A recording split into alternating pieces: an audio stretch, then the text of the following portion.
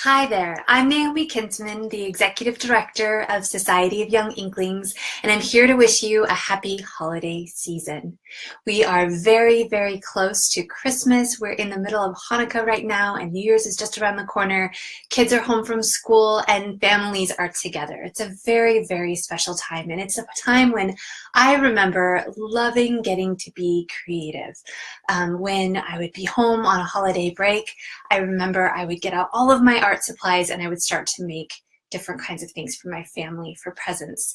And when I think about Christmas, I think about making things with my hands, about being creative, and about lots and lots of stories that I shared over and over again.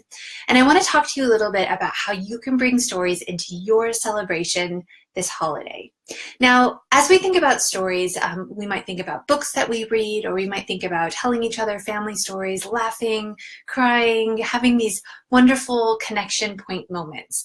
But sometimes it's hard to know exactly how to set up a moment so that people feel comfortable sharing stories. There can be those awkward moments where, everybody sits down and we say, let's tell stories, and then everyone looks at each other with these kind of deer in the headlights eyes and think, oh goodness, I'm not sure if I feel comfortable sharing my stories. So it's important to think about how to make that a really fun, warm experience and to not put anyone on the spot either. So to start, I want to tell you actually a story from my own life, because this is one I think back to a lot when I think about the holiday season. I think about this moment when I was making a present for my parents. So back in the day, I wanted to have lots and lots of presents under the tree. It was really exciting to me to have my parents open lots of things from me.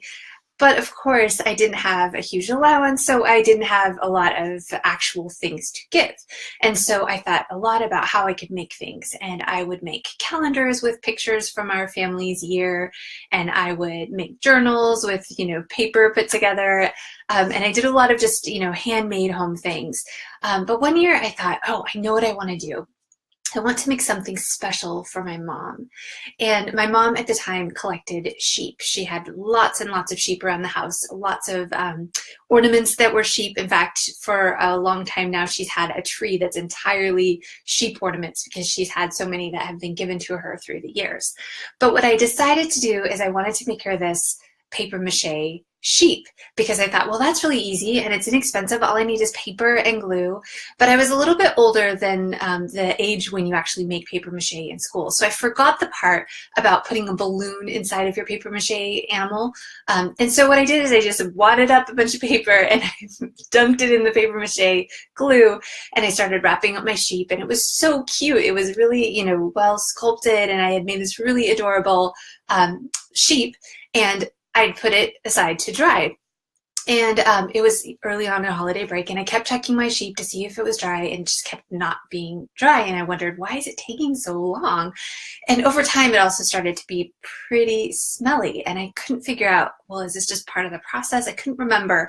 But I didn't want to ask my parents or anyone else really, because I wanted this to be a surprise. And so I looked at my sheep, and I decided it was time. I had to decorate it. I had to do something with it. It was just a paper mache plain sheep. And so I painted it, hoping that maybe by Christmas, the smell of this kind of stinky sheep would go away. You know where this is going, don't you? So it gets to Christmas Eve, and I'm putting out all of my presents that I've wrapped for my family. And I get to the sheep, and it's time to wrap it. And when I open the box, the smell is just coming off of this thing in waves. It was putrid, awful, horrible. But I thought, well, I worked so hard on this sheep, I have to give it to my mom. I wanted to know how much I love her. I wanted to know that I made this special gift. And so I went ahead and I put paper mache in a bag, and I put the sheep inside, and I snuck it out and put it underneath the tree.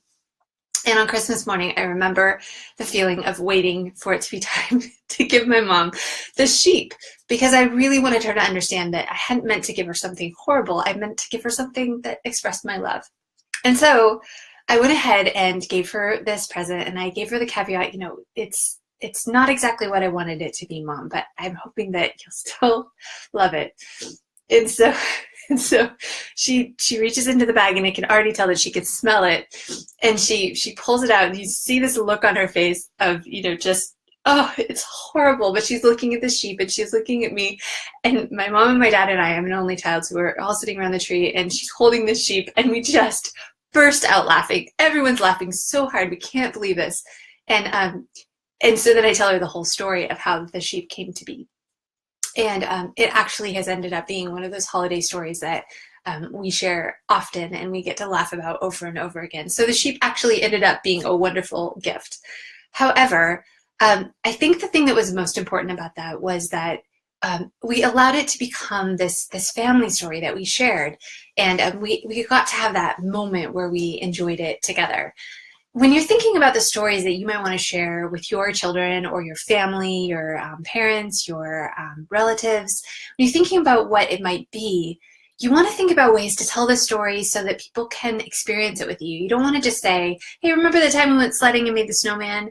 Yeah, that's fun, but it's even more fun when you add in those details and you remember together all those things that you did experience before. You know what those little details were.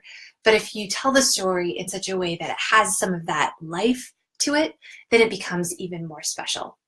So I encourage you, as you are finding times to share stories, that you don't just share stories in a really plain Jane way or just, a line, but really try to tell the story. Give it its own life and remember what it felt like and kind of step into that moment a little bit more. Now, I want to give you a couple practical strategies for how you might bring stories into your holiday celebration. The first one is about just general storytelling for fun. So say you have some errands to run this week, many of us do, you might want to find a way to bring story into that adventure. So it's not just, hey, we're going to the store to do these errands and we have to come back and we have all these things to do, but how could that be an adventure? And one way is just to tell a one sentence at a time story. So you pass the story around to as many people as you have in the car, and you tell the story one sentence at a time. And what's really fun about this is that each person can add their own flavor to the story. As the person who's introducing this idea, you want to also keep your eye on how to raise the tension in the story so that it doesn't just kind of go back and forth and back and forth. There's an Inklings game we play that's called Fortunately, Unfortunately. So you pass it back and forth and you say, fortunately this happened and unfortunately that happened. We've played that before here on Facebook Live. You can tell the story that way, but you still want to make sure that you are building the story to a place where it can actually have a climax and resolve. The most satisfying stories actually do resolve themselves. And one thing I like to do too is I like to try a story once, and then I like to talk to the people who are with me and say, okay, so what do we love about that story? What can we do even better next time? And often we think, oh, well, we need to bring in the details from the beginning of the story, or maybe we don't want to add in 100 different characters. Maybe we want to limit it to just a few. And then we try the story again, and as a group, you'll get better and better each time. So that's just a fun thing you can do. And it's always fun to choose something that's related to the holiday. If you want to use a snowman character or a reindeer, or you can even look around your environment and pick something that sparks your inspiration. Those are great ways to start stories and just have fun playing around as you're out and about. Now, if you're thinking about telling stories in a more meaningful way, maybe real life stories with your family, one thing that I think is really fun to do is to have a storytelling moment in your holiday celebration. So to think about, when can we have maybe a special treat, and when can we sit down and have some time to actually tell stories together? And you could even use some sort of shawl or a storytelling hat, or any sort of fun thing that helps the group know who the storyteller is at that moment. And that can be fun. You can sit and have hot cocoa, and you can pass the Santa hat around, and each person can tell a story that you remember from a past holiday, or that you just enjoyed with your family members. And that can be a fun thing, maybe even just from the past year, or if it's hard, thinking back through the past year, then through the past month. Another thing you can do that is not so much just about telling stories about the past, maybe thinking to the future, is to think through your last year and to think about something fun that happened, or even just at this holiday celebration, and writing down just a few words so you'll remember that story, and putting it somewhere special, like a little time capsule for next year. So then you can have this little memory box that next year, when it's time to have your storytelling circle, you can open it up and each person can take out what they wrote last year and tell the story that they planned for the year before, which is kind of a fun surprise for everyone. You'll all forget what you put in the box, most likely, and that will be fun to take out that piece of paper, remember the story, and then tell it again. Finally, I wanted to give you a suggestion about how you could put storytelling actually into your gift opening experience. So one of the things that often happened in my family, because we wanted to make the gift giving experience really fun and interactive, is that there would be scavenger hunts. So there might be a box that's wrapped and you open it up and inside it has some sort of clue that leads you to another box and another box and another box, which is obviously a great way to give something that's big that you don't want to put under the tree. You want it to be a surprise. But you can do this in lots of fun different ways. It could be a storytelling scavenger hunt. It could be around the house. It could be around the neighborhood if you wanted it to be, or it could just be through the year. So it could be as you're opening presents, maybe you put 5 boxes under the tree that you give at different points and you continue to tell stories from the year to the people that you love. It can be something small, but just finding ways to bring that magic of storytelling into your celebration can really make it even more memorable. Now, I remember one thing I read from Donald Miller. He talked about the way to make a really meaningful, memorable moment is to really intentionally make it a movie possible moment, I think is the way that he put it. And he probably said it in a more eloquent way.